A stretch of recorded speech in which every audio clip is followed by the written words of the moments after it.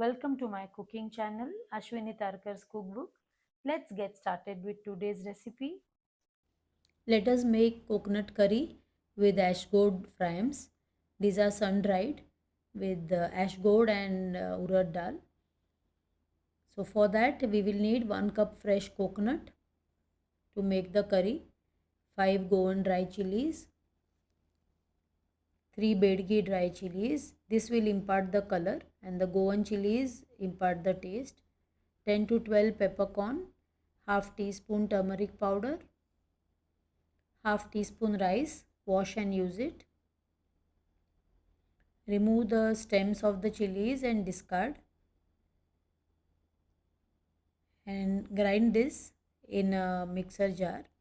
Transfer all this, add little water and tamarind around 1 teaspoon and grind to a paste, not too fine and not too coarse.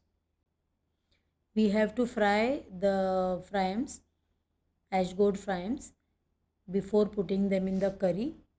We will use around 6 pieces.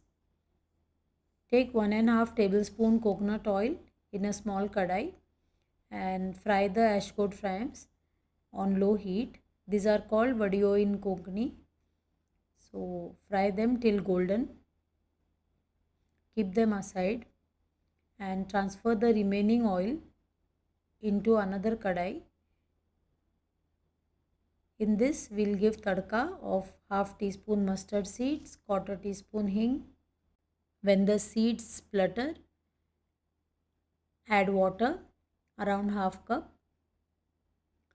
To this we will add the fried vadiyo and let cook for 2 minutes.